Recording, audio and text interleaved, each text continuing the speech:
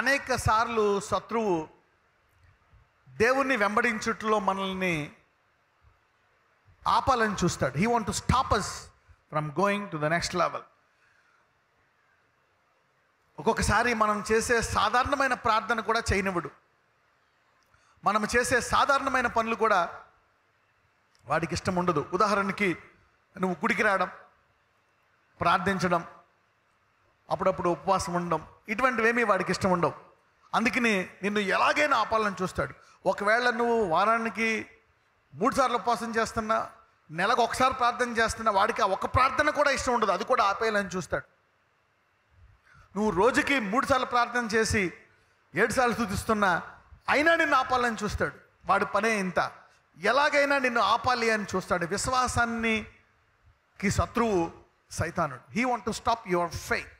ఎలాగైనా సరే ఈ దేవుడి నుంచి నిన్ను దూరము చేయాలా అనేది వారి కోరిక. రోజుకి 3 సార్లు ప్రార్థించే వాడితో ఏమని చెప్తా, ఇటు 3 సార్లు చేస్తారు కదా, ఒక్కసారైనా సరే నేను ఆపగలిగితే బాగుండని ప్రయత్నించేస్తాడు. అవునా? నువ్వు ప్రతి వారం ఉపవాసం ఉంటే ఒక వారమైనా ఉపవాసం ఉండకుండా చేయించాలని. అవునా? నువ్వు నెలకోసారి గుడికి వెళ్తే ఈ ఎలాగైనా గుడికి వెళ్ళడం ఆపాలా. నువ్వు రెగ్యులర్గా వెళ్తే ఏ ఒక్క వారమైనా ఆపాలని చూస్తాడు వాడు. ఇదే వాడి పని. అందుకని వాడు విసిగిస్తాడు. అందుకే బైబిల్లో ఉంటుంది, నీవు విసుకక ప్రార్థన చేయుడి అని ఉంటుంది. విసుకక గుడికెళ్ళు, విసుకక దేవునికి, విసుకక స్తుతించు, విసుకక నీ విశ్వాసాన్ని పట్టుకో. విసిగిపోతే ఒక్కొక్కసారి యూ గెట్ ఫెడ్ అప్ మే. మీకు తెలియదు, అందరినీ చూసి అందరూ బాగున్నారు, నేనే బాగాలేను అనుకుంటున్నావు, పక్కనతో చెప్పు మన అందరూ అదే పొజిషన్ కదా అన్నాను. Okay, everybody is going through some stuff. అపవాది పని ఎవరిని జల్లి వదిలిపెడదామా, ఎవరిని విసిగిద్దామా. అందుకే బైబిల్ అంటారు విసుకక, విసిగిపోక.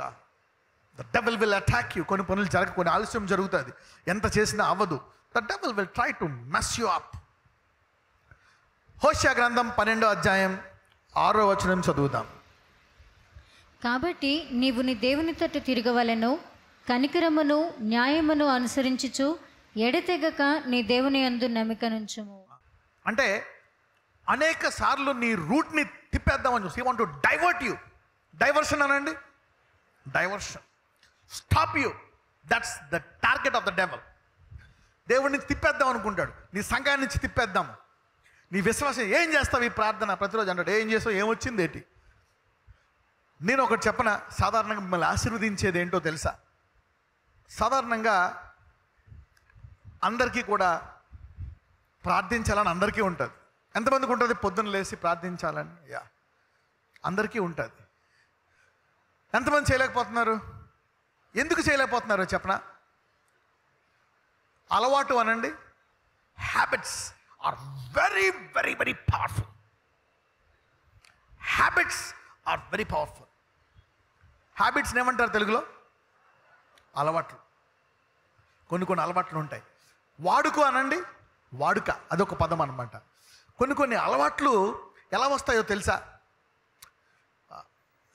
ఆటోమేటిక్గా నీకు అలా వెళ్ళిపోతుంది అనమాట. చూడండి, నువ్వు బాత్రూంలోకి వెళ్తే ఒకసారి నీ కళ్ళుకి సబ్బు ఉన్నా సరే షాంపూ ఎక్కడ ఉంటుందో తెలుసు, ట్యాప్ ఎక్కడ ఉంటుందో తెలుసు. అవునా? ఏదన్నా పడిపోతే అది ఎక్కడ పడి ఎక్కడికి వెళ్తుందో కూడా మీకు తెలుసా? సబ్బు కళ్ళు మూసుకొని మళ్ళీ మీరు పట్టుకుంటారు. అన్నీ ఎంతమంది తెలుసు ఇలాగ ఎక్కడెక్కడ ఉంటాయో? ఎలా తెలుసు నీకు? ఎలా తెలుసు? అలవాటు. You can blindly go such things. ఇంట్లో కూడా నీకు తెలుసు, పొద్దున్న లేసి ఏది ఎక్కడ ఉంటుంది, అది యు నో సమ్ థింగ్స్. అలవాట్లు. ఒక్కొక్కసారి ఏదైనా సరే నీవు కొంతకాలము నలగొట్టుకొని అలవాటుగా చేసుకున్నావు అనుకో, అది జీవితాంతము ఉండిపోతుంది. అలవాట్లు, దే విల్ బ్లెస్ యూ. అందుకే బైబిల్లో ఒక మాట అంటారు.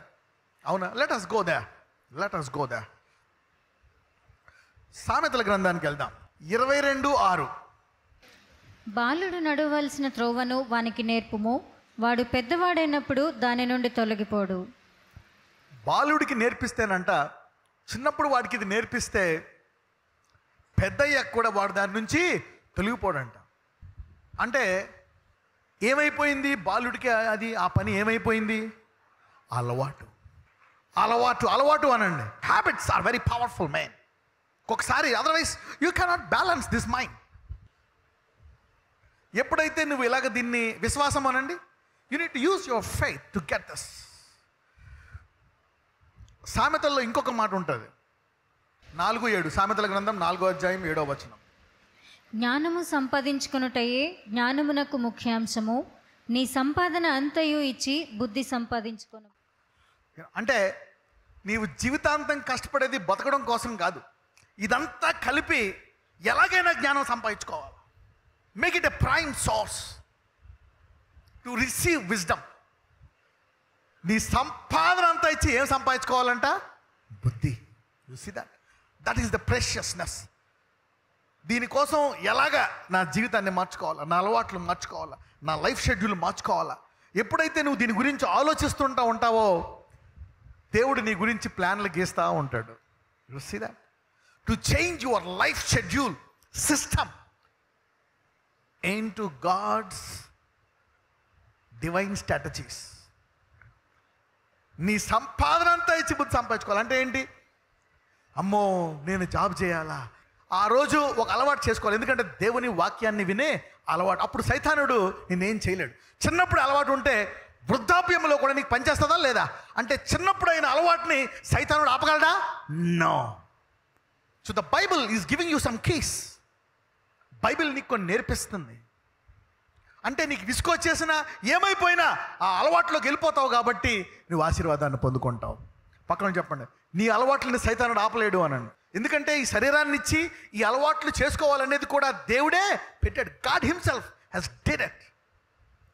కొన్ని అలవాట్లు చేసుకుంటున్నావంటే సైతానుని ఆ మార్గంలోకి రానివ్వకుండా చేస్తున్నావు.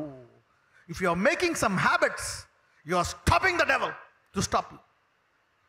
ఈ simple but yet very powerful. ఈ సంపాదన అంతా ఇచ్చి, అంటే ఈ వాక్యం వినడానికి, ఈ బైబిల్ చదవడానికి, ఆ సమయం ప్రార్థన చేయడానికి ఏదైనా చెయ్యి.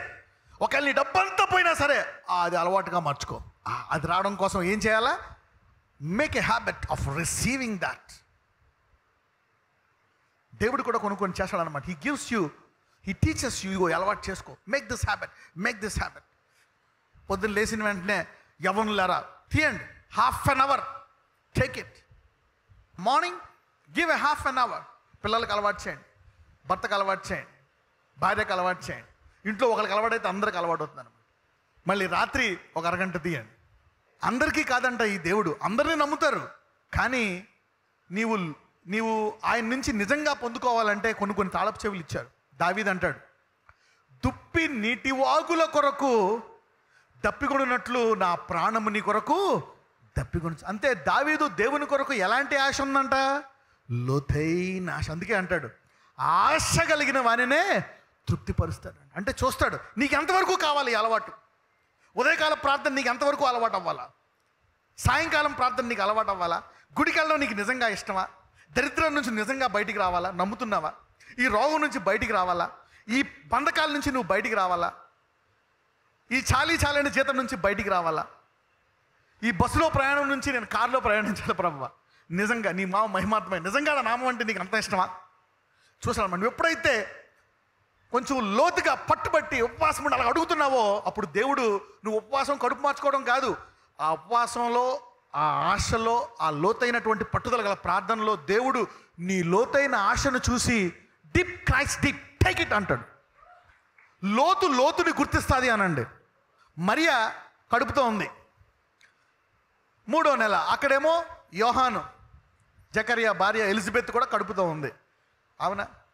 ఇంకా ఇద్దరు వెళ్ళి అక్క బాగున్నావా అనుకునే లోపల వాళ్ళు ఇద్దరు గెంతులు, యోహాను ఏసయ్య, ఇద్దరు గెంతులే లోపల.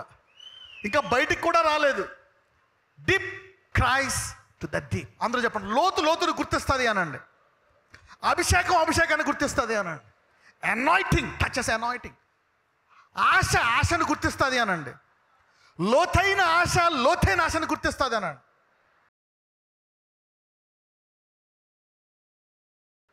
నజరేయుడైన యేసయ్య, ఇదిగో తండ్రి, ఈరోజు నీ వాక్యము ద్వారా నీవెంత లోతైన ఆశ కలిగిన వాడువో, నేను నిన్ను ప్రేమిస్తున్నాను అని నువ్వు మాటలతో చెప్పలేదు నాయన, కేవలము 2 మాటలతో నువ్వు చెప్పలేదు. ఎంత ప్రేమిస్తున్నావో నీ కుమారుని సిలువ ఘోర మరణము ద్వారా మాకు చూపించావు. Your love is practical my God, your love is practical. మేము కూడా ఈరోజు నీ అలవాట్లు కావాలా, నీ ఆత్మీయ ఆశీర్వాదాలు మాకు కావాలని లోతైన ఆశతో మేము చూపిద్దాం అనుకుంటున్నాం. We want to show at a deeper level. లోతుగా వెళ్ళే కృప అందరికీ దయచేయమని నజరేయుడైన యేసు నామమున ప్రార్థిస్తున్నాము తండ్రి.